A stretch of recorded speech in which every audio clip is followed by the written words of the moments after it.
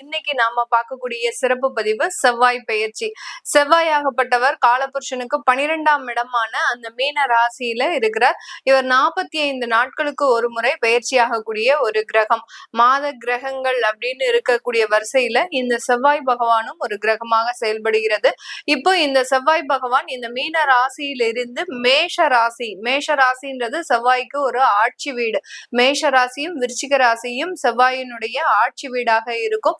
இந்த மேஷ ராசிக்கு வரக்கூடிய மே மாதம் 12ஆம் தேதி பெயர்ச்சி ஆகிறார். இந்த மே மாதம் பெயர்ச்சி ஆகக்கூடிய இந்த செவ்வாயினுடைய பெயர்ச்சி ஒவ்வொரு ராசி என்பவர்களுக்கும் என்ன மாதிரியான ஒரு மாற்றங்களை கொடுக்க போகுது. ஏன்னா செவ்வாய்ன்றது பாத்தீங்கன்னா ஒரு பாவ கிரகம், அதுலயும் பாத்தீங்கன்னா விரைவாக நகர்ந்து செல்லக்கூடிய ஒரு கிரகம். இந்த செவ்வாயினுடைய தாக்கம் மற்ற கிரகங்களோடு சேர்ந்து செயல்படும் போது மிக விரைவாக அதிகப்படியான ஒரு பலன்களை நன்மையாகவும் கெடுதலான பலன்களையும் அதிகப்படியாக கொடுக்கக்கூடிய ஒரு கிரகமாக இருக்கும். ஒரு பூமிக்காரகன், ஒரு தொழில்காரகன், அடுத்து பாத்தீங்கன்னா ஒரு இந்த செவ்வாயினுடைய தாக்கம் பாத்தீங்கன்னா கலத்திரக்காரகனும் கூட. இந்த கலத்திரக்காரகன் பூமிக்காரகன் அப்படின்னு சொல்லக்கூடிய இந்த செவ்வாயாகப்பட்டவர் மேஷ ராசி காலபுருஷனுக்கு மேஷ ராசியில் இருந்து செயல்படும் போது ஒவ்வொரு ராசி என்பவர்களுக்கும் உண்டான பலன்களை பற்றி தான் இந்த பதிவுல தெளிவா பார்க்க போறோம். இந்த சேனல்ல முதன்முறையா பாக்குறீங்க அப்படின்னா சப்ஸ்கிரைப் பண்ணிக்கோங்க, பெல் பட்டன்ல ஆல் ஆப்ஷன் சூஸ் பண்ணிக்கோங்க. விருச்சிக ராசி என்பர்களுக்கு இந்த செவ்வாயினுடைய பெயர்ச்சி 6ஆம் இடத்துல ருணரோக சத்ருஸ்தானத்துல பெயர்ச்சி ஆகிறார். ராசியினுடைய அதிபதி ராசியினுடைய விருச்சிக ராசி என்பர்களினுடைய ராசி அதிபதியே அந்த செவ்வாய் தான்.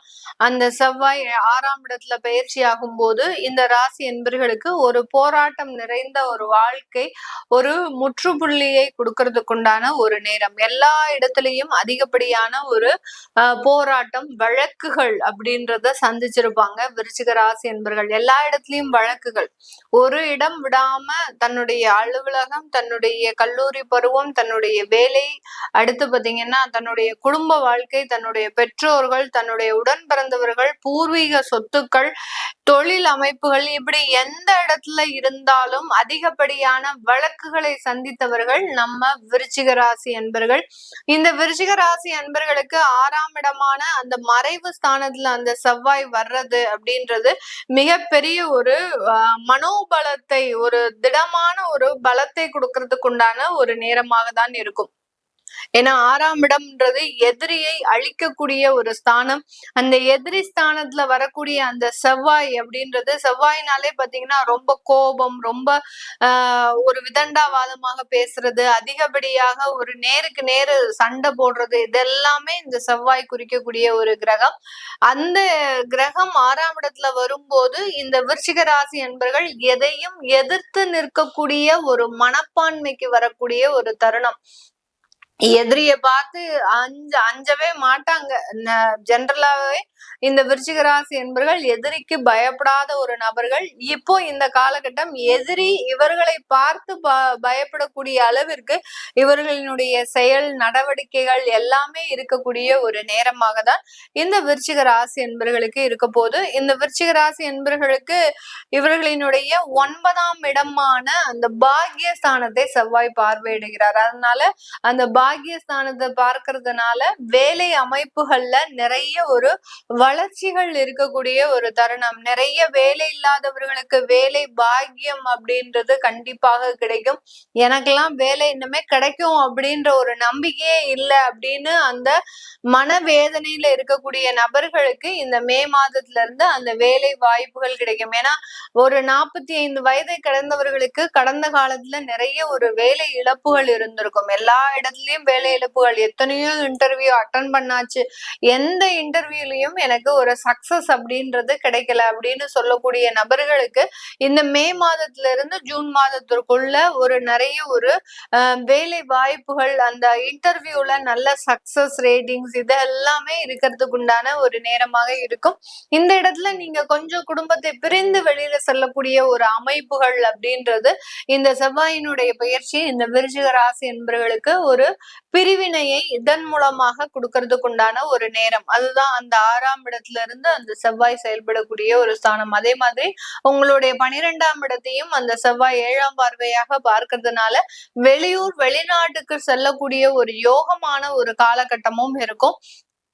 வெளியூர் வெளிநாடு அப்படின்றது பாத்தீங்கன்னா நம்ம இந்த பதிவுக்கு நம்ம அந்த ஒரு யோகம் அப்படின்றது சொல்றோம்.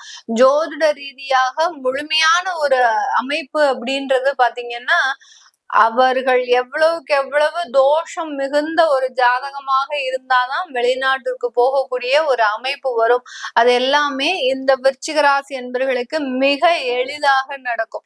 நிறைய விருச்சிக ராசி என்பர்கள் வெளிநாட்டுலதான் இருப்பாங்க. காலபுருஷனுக்கு 8ஆம் இடத்துல இருக்கக்கூடிய இந்த ராசி என்பர்கள் தன்னுடைய சொந்த ஊர்ல இருந்து விரைவாகவே வெளியிடத்திற்கு போகக்கூடிய ஒரு நபர்களாக இருப்பாங்க.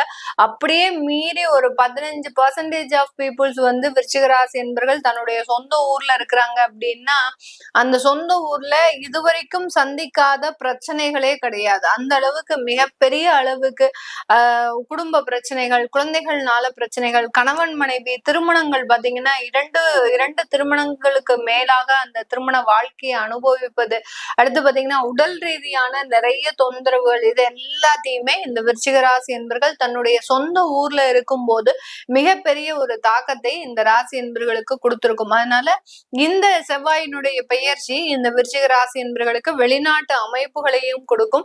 வெளிநாட்டுல நல்ல ஒரு வருமானத்தை சம்பாதிக்கக்கூடிய ஒரு வளர்ச்சியையும் கொடுக்கக்கூடிய ஒரு தருணமாக தான் இருக்க போது. இந்த காலகட்டம் மருத்துவ துறையை சார்ந்தவர்கள் பாத்தீங்கன்னா அவர்கள் சொந்தமாக சுயமாக தொழிலை அமைக்கிறதுக்குண்டான ஒரு நேரம். ஒரு புதுசா ஒரு கிளினிக் வைக்கிறது, அடுத்து பாத்தீங்கன்னா இவங்க அரசாங்கத்துல வேலை பார்த்துட்டு இருப்பாங்க, இவங்களுன்னு ஒரு சொந்தமா ஒரு புதுசா ஒரு கிளினிக் வைக்கிறது, அடுத்து பாத்தீங்கன்னா ஒரு லாயரா இருக்கிறாங்க அப்படின்னா அவங்க ஒரு சொந்தமாக ஒரு கன்சல்டன்சி ஒரு சர்வீஸ் ஆரம்பிக்கிறது, இந்த மாதிரியாக எல்லாம் அந்த பெரிய பெரிய ப்ரொஃபஷனல் ஜாப்ல இருக்கக்கூடிய இந்த விருச்சிக ராசி என்பர்கள் சுயமாக தொழிலை தொடங்குவதற்குண்டான ஒரு நேரம். அதுதான் அந்த 9ஆம் இடத்தை அந்த செவ்வாய் பார்க்கும் போது ஒரு சுயமாக சில விஷயங்களை முயற்சி எடுத்து செய்யக்கூடிய ஒரு நேரமாக தான் இந்த விருச்சிக ராசி என்பர்களுக்கு இருக்க போது. இந்த காலகட்டம் வரன் அமைக்கக்கூடிய ஒரு விஷயத்துல கொஞ்சம் பின்னடைவுகள் அப்படின்றது இருக்கும். வரன் பார்க்கும்போது நீங்க அந்த டயத்துல அவைலபிளா இருக்க மாட்டீங்க. வரன் நீங்க பார்க்கும்போது அந்த இடத்துல உங்களுக்கு பெரிய அளவுக்கு அது பிடித்தமான வரனா இருக்கு. அது எப்படி எல்லாம் மாறி மாறி நடக்கக்கூடிய ஒரு அமைப்பு தான் இந்த விருச்சிக ராசி என்பவர்களுக்கு இருக்கும். விளையாட்டு துறையை சார்ந்தவர்கள் செவ்வாயினுடைய பெயர்ச்சி எல்லாம் பாத்தீங்கன்னா விளையாட்டு துறையில இருக்கிறவங்களுக்கு அதிகப்படியான ஒரு தாக்கத்தை கொடுக்கும். இதுல இந்த விருச்சிக ராசி என்பர்களுக்கு எதிரிகளினுடைய பலம் அப்படின்றது அளவுக்கு அதிகமாக இருக்கும். அதை நீங்க ரொம்ப ஸ்மார்ட்டா ஹேண்டில் பண்றதுக்கு உண்டான ஒரு நேரம் தான் இந்த 45 நாட்கள். எவ்வளவுதான் நீங்க பிராக்டிஸ் எடுத்தாலும் அந்த கடைசி நேரத்துல ஒரு போட்டிக்குன்னு போகும்போது அங்க ஒரு ஆள் மனதுல ஒரு பயம் இருக்கும். என்னடா இது நம்ம இவங்களை வின் பண்ண முடியுமா அப்படின்ற ஒரு பயம் இருக்கும். அதெல்லாம் பயப்படாதீங்க, கண்டிப்பா உங்களால வின் பண்ண முடியும். வெற்றி பெற்றுதான் வெளியில வருவீங்க. அந்த அளவுக்கு முழு முயற்சியையும் இந்த விருச்சிக ராசி என்பவர்கள் விளையாட்டு துறையை சார்ந்தவர்கள் போடக்கூடிய ஒரு தருணமாக இருக்க போது.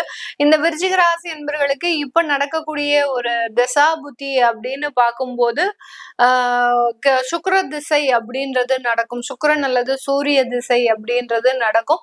இந்த சுக்கிர திசையில இருக்கக்கூடியவர்களுக்கு எல்லாம் மிகப்பெரிய அளவுக்கு பொருளாதார வளர்ச்சி இருந்தாலும் நிறைய கடன்கள் இருக்கக்கூடிய ஒரு அமைப்பாக தான் இருக்கும். அது எல்லாமே இந்த செவ்வாயினுடைய பெயர்ச்சியில தீருமா அப்படின்னு கேட்கணும் விருப்பப்படுறவங்க கீழே இருக்கிற நம்பருக்கு வாட்ஸ்அப்ல அப்பாயின்மெண்ட் வாங்கிக்கிட்டு நீங்க கன்சல்ட் பண்ணிக்கலாம். உங்களுடைய குழந்தைகளுக்கு ஜாதகம் எழுதணும், நியூமராலஜி படி பெயர் வைக்கணும்னு நினைக்கிறவங்களும் கீழே இருக்கிற நம்பருக்கு வாட்ஸ்அப்ல நீங்க மெசேஜ் பண்ணுனீங்க அப்படின்னா அதற்குண்டான விவரங்கள் தெரிய வரும். உங்களிடமிருந்து விடைபெறுவது உங்கள் ஆஸ்ட்ரோ பூர்ணா. நன்றி, வணக்கம். குரு பகவான் 1/6/2026 மிதுனத்துல இருந்து கடகத்துக்கு பயிற்சியாகி கடகத்துல உச்சம் பெற்று அமர்றார். அதுக்கும் மேல அவரோட உச்ச பார்வை 5, 7, 9 நிறைய ராசிகளுக்கு எக்ஸ்ட்ராடினரியான நற்பலன்கள் கொடுக்க போகுது. அந்த மாதிரி உங்க ராசிக்கு என்ன மாதிரி நற்பலன்கள் கொடுக்க போகுது நேரத்தை வீண் பண்ணாம சட்டன் பார்த்துடலாம் வாங்க. விருச்சிக ராசி அன்பர்கள், உங்களுக்கு இந்த குரு பயிற்சி எப்படி இருக்கும்? நாங்க ரொம்ப நாளா நல்லா இல்லைங்க, எப்ப பாரு கஷ்டப்பட்டுட்டே தான் இருக்கும். அதுக்கும் மேல நீங்களாம் ஜோதிடர்கள் சும்மா இருக்கீங்களா? நோய்வாய்ப்படாத விருச்சிகமே கிடையாது, ஏமாற்றத்தை சந்திக்காத விருச்சிகமே கிடையாது, துரோகத்தை சந்திக்காத விருச்சிகமே கிடையாது அப்படின்னு பெருசா பில்டப்லாம் பண்றீங்க. ஏன்னா காலபுருஷனுக்கு 8ஆம் பாவம் சொல்றீங்க, சபிக்கப்பட்ட ராசின்னு சொல்றீங்க. அப்பெல்லாம் நான் சொன்னதே இல்லம்மா, அப்பெல்லாம் நான் சொன்னதே இல்ல. அதுக்கும் மேல நான் சொல்றது என்னன்னா, அதெல்லாம் இருந்தா கூட அது அத்தனையும் உங்களுக்கு நல்லது அப்படின்னு தான் சொல்லுவேன். ஏதோ ஒரு ஏமாற்றம் நடுமண்டையில நச்சு நடிச்ச மாரி உங்களுக்கு வந்து பார்த்தீங்கன்னா, ஒரு உந்துதலை ஏற்படுத்தும். அந்த ஏமாற்றத்துலருந்து நீங்க பெரிய லெவல்ல சாதிக்க ஆரம்பிப்பீங்கம்மா. ஆக சாதிக்கிறதுக்கு அது ஒரு தூண்டுகோலா இருக்கும். ஆக என்ன பொறுத்தவரைக்கும் விருச்சிகத்த எப்பயுமே நான் நெகட்டிவா சொன்னது கிடையாது. என்னுடைய பார்வையில் விருச்சிகம் சாதிக்க பிறந்த ராசி.